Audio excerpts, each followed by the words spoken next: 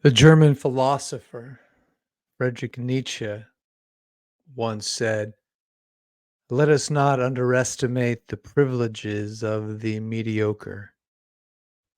As one climbs higher, life becomes harder. The coldness increases, responsibility increases." 1984, 1985. mm, Watching Dwight Gooden was a peak life experience. It was exciting. It felt oceanic, exhilarating, elevating, at times mystical and magical was the effect of watching Dr. K on the mound. In quantum physics, there is a term called superfluidity. Adapting it for this context, it's when the mind and the body and the brain achieve a level of function of essentially egoless, a state of superflow. There is no resistance, there is no friction, there is no viscosity, there is no entropy between thoughts, ideas, and movements. That's what it was like to watch Dwight Gooden in a peak performance. And if it was that way for us, can you imagine what it must have been like to have been him?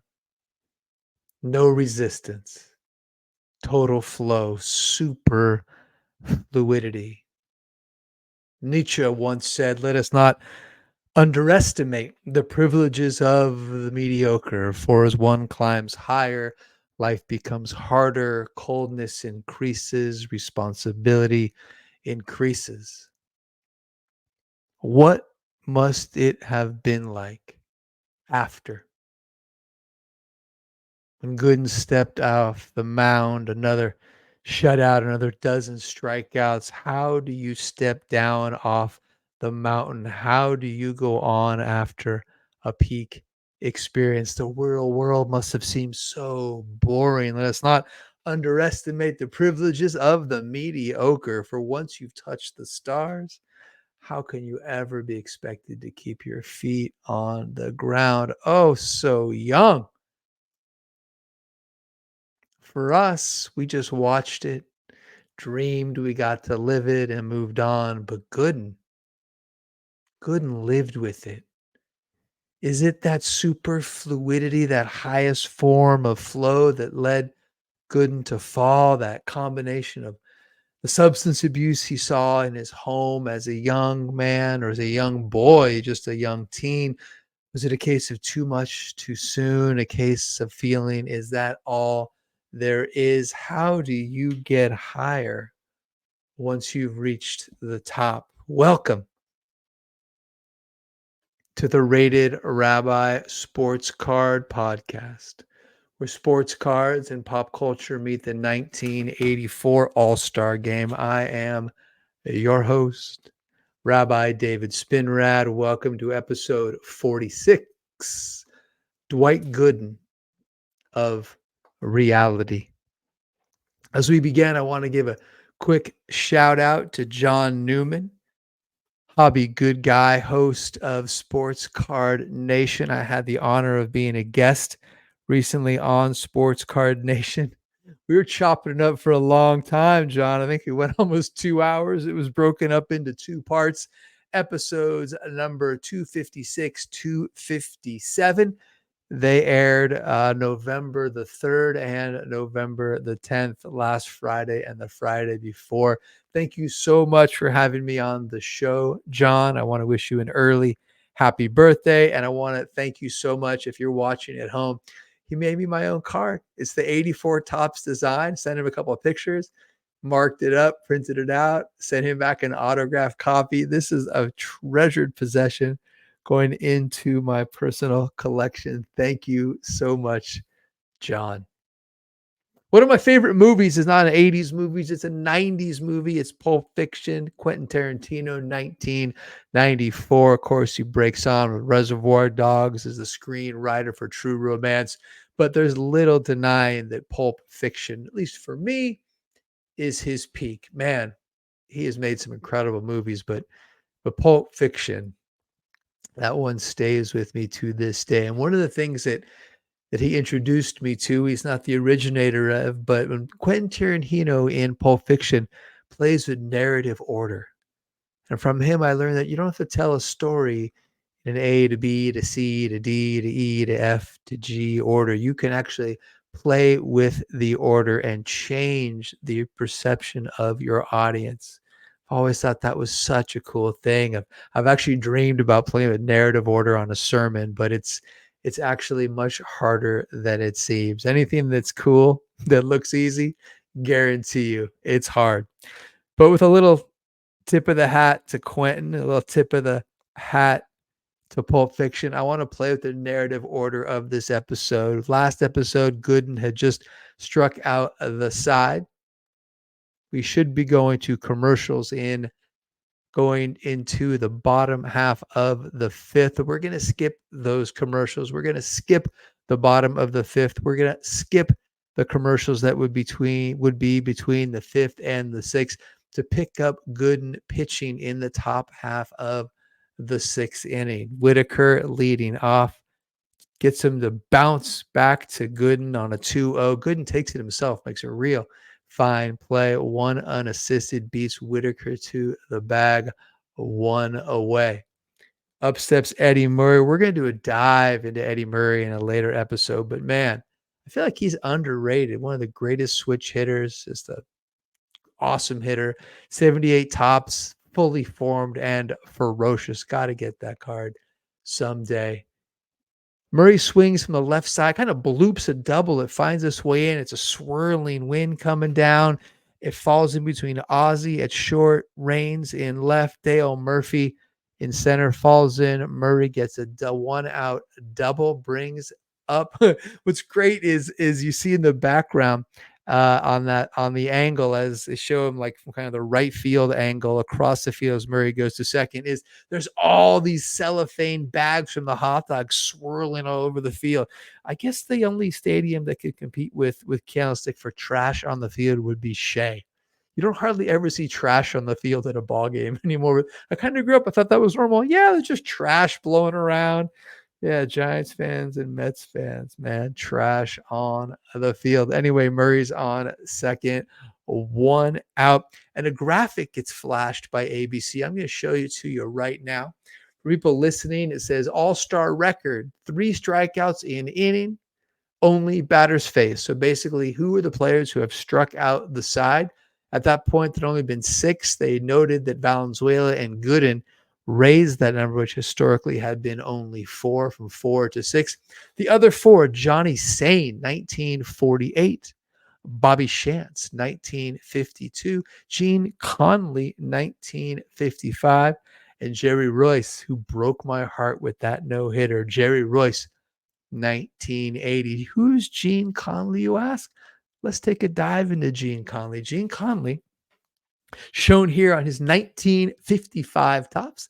For those of you listening, 55 tops, green, beautiful background, pitching for the Milwaukee Braves. Gene Conley has a pretty good career. He's a 4-time All-Star, makes the All-Star team in 1954, 1955, makes it twice in 1959, 11 years in the show, pitches for the Milwaukee Braves, pitches for the Phillies, pitches for 1 season for the Boston Red Sox. 1957, he is a World Series champion. What else can I tell you about Gene Conley that you might not know? Gene Conley also played for the Boston Celtics, won 3 titles for Boston, actually. Plays for the Celtics 52, 53, takes 5 years off to focus on baseball, but comes back 58, 59, 60, 60, 58, 59, 59, 60, 60, 61, wins 3 straight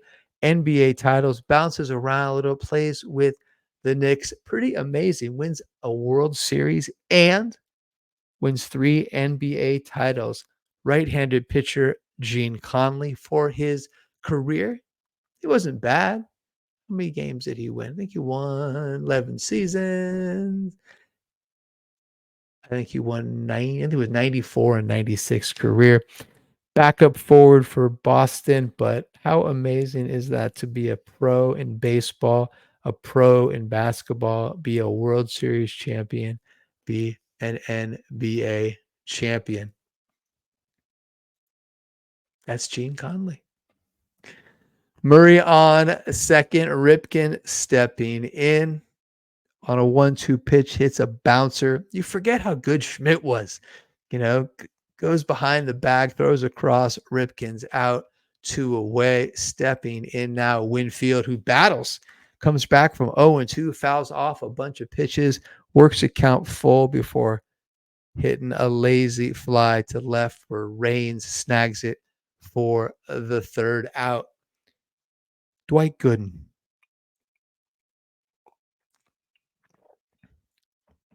We bemoan what could have been.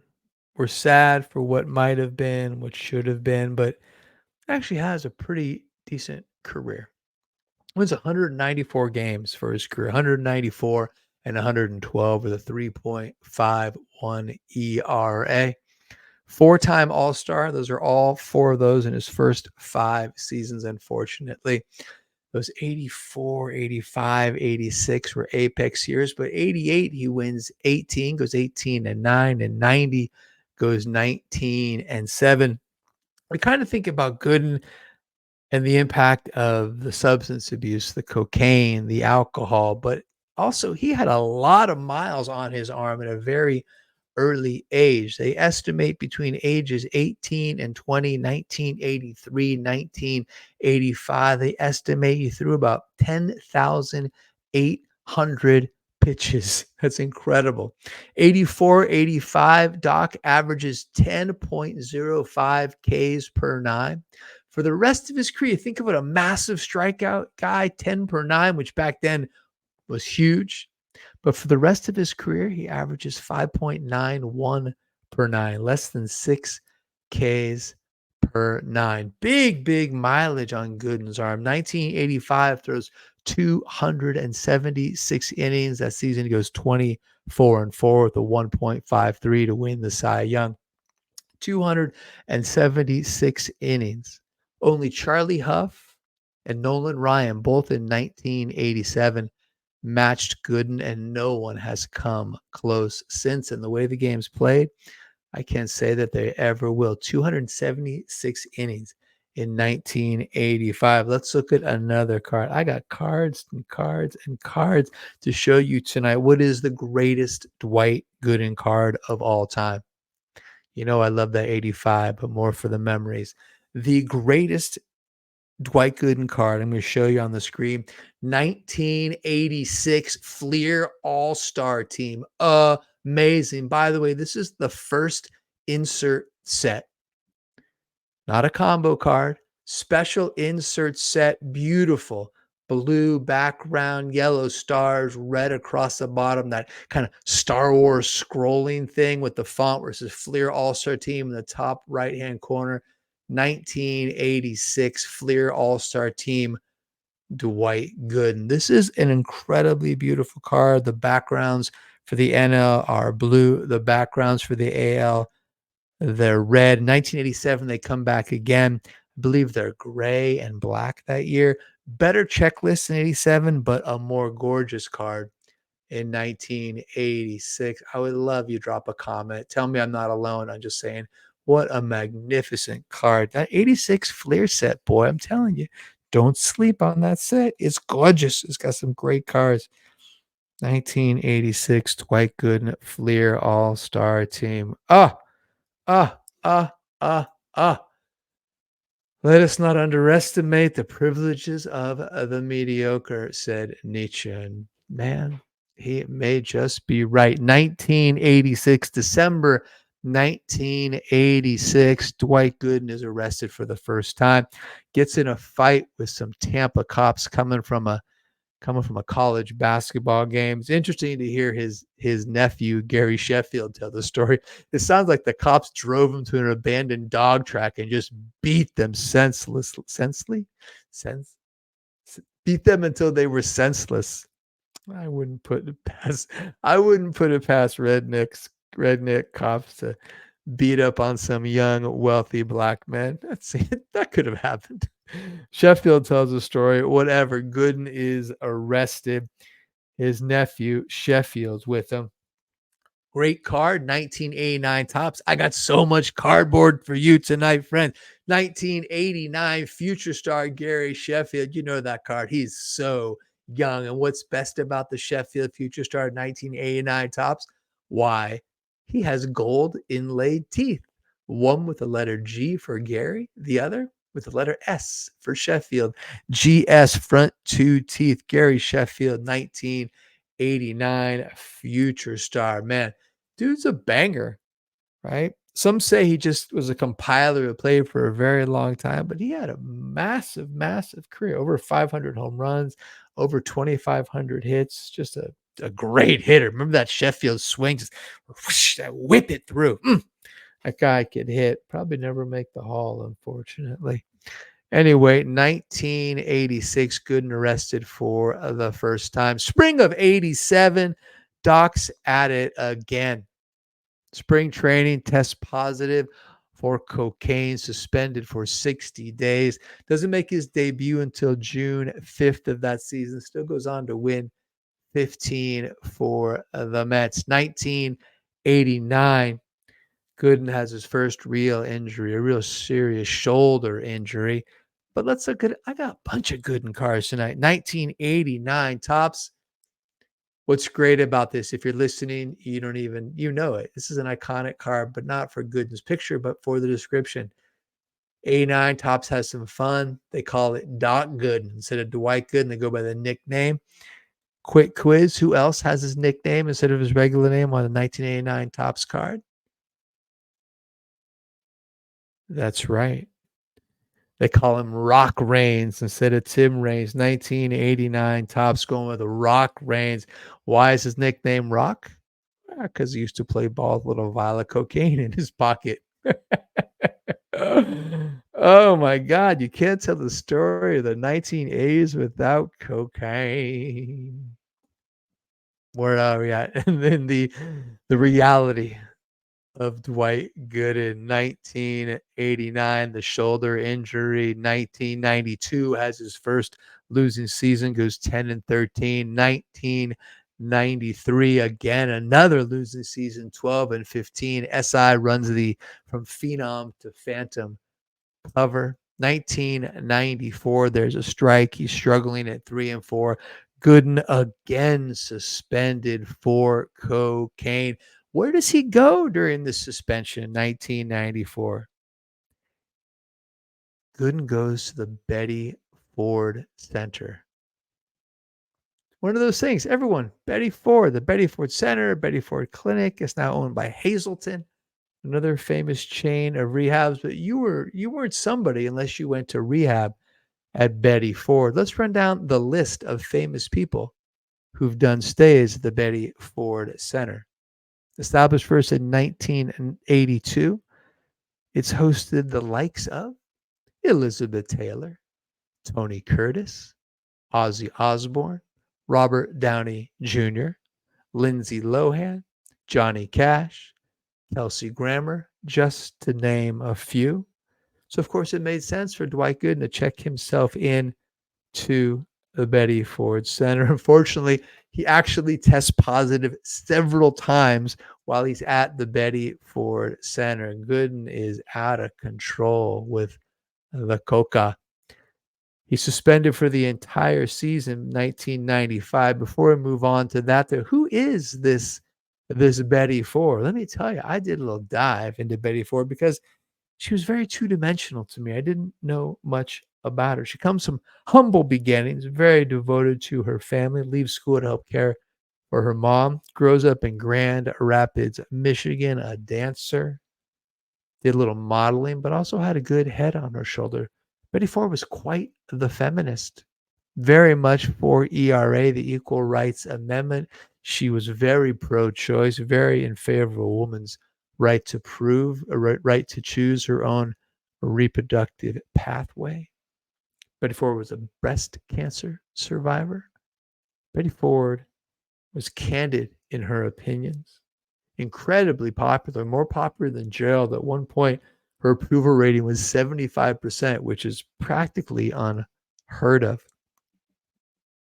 Along the way, she had a pinched nerve in her neck and developed a little bit of addiction to painkillers.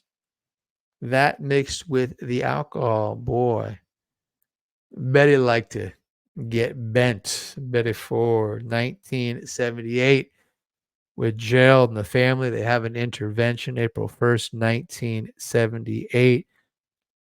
10 days later, she checks herself in, not to the Betty Ford Center. That wasn't there yet. She had to go through it. She's like, maybe I can help.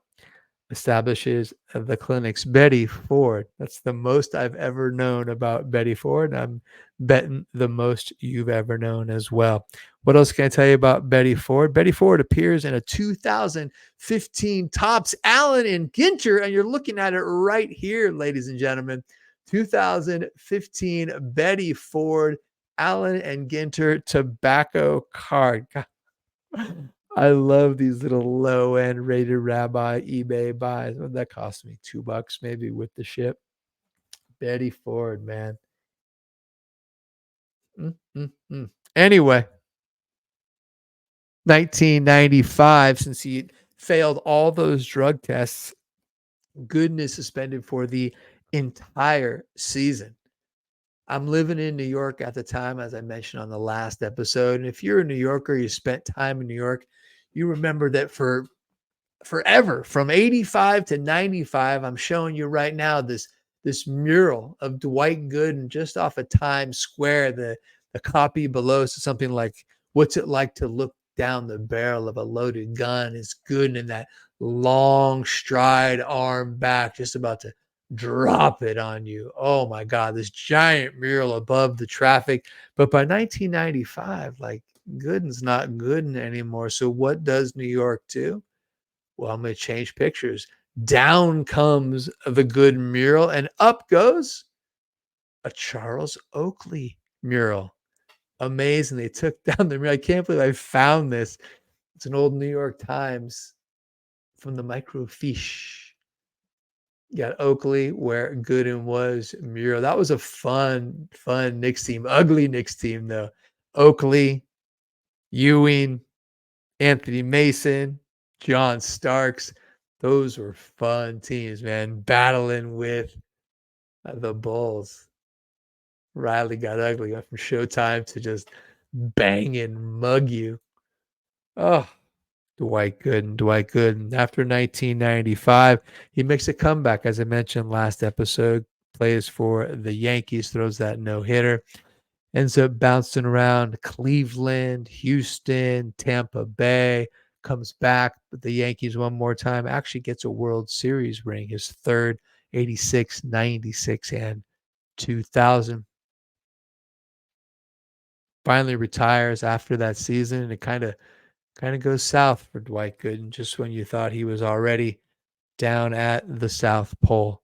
2002, he gets a DWI, driving while intoxicated. 2005, he gets pulled over on suspicious of driving, under suspicion of driving while impaired. And what does he do?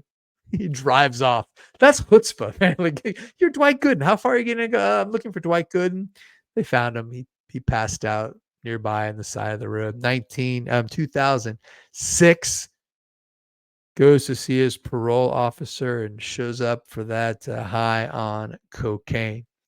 2010, gets pulled over again and again leaves the scene. This time, though, he's also charged with endangering a child. There was a kid in the car. I get no joy in this, but I can't seem to look away. 2019, June, he's pulled over. They find baggies of coke. 2019, just a month later, gets another DWI. It's just sad, right? I'm gonna move towards a conclusion because I don't know if I'm one to pass judgment. We've all got things we aren't proud of. It's just harder when you do it in the bright lights like good. And we're gonna end this with a 1991 Fleer provisions. Let's end on something good. And then I want to end with a couple thoughts. 1991, Dwight Gooden got that flaming glove, the moon, the clouds behind him. 1991, Fleer Provisions. Some beautiful cards during Junk Wax. Love this card. It's a good set. There's a cool McGuire, Will Clark, Bo Jackson. The 1991 Pro Visions Fleer. But the only thing that redeems that awful, ugly, is that the yellow one? Yeah. 91 Fleer is yellow. Oh.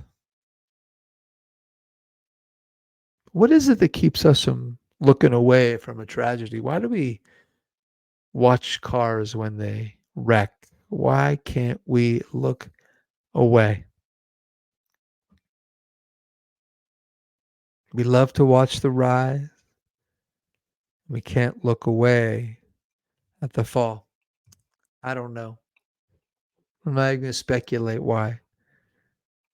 I just know when the crashes come, we don't turn away.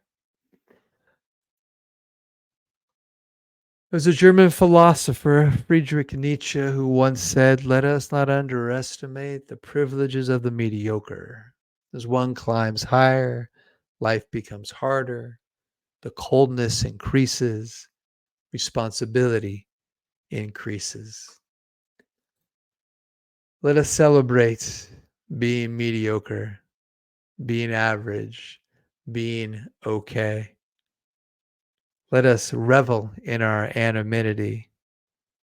Let us not crave the bright lights. Let us enjoy the beauty of the smaller life.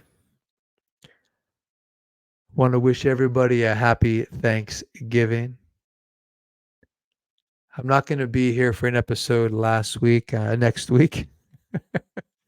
not going to be here for an episode next week. I'm going to be in Israel. It's important for me to go, important for me to stand with my Jewish family in Israel, both real family and Jewish family. I want them to know they're not alone. I want to bear witness. I want to lend a hand. And I want to bring back and share what I've seen and what I've experienced. So no episode next week. No episode Monday, November 27th. I wish you once again a happy, healthy Thanksgiving. Sports and the weather exist so we don't have to talk politics with our family on these sacred occasions. Until we meet again, may you enjoy and may you be blessed with health and long life. So long for now.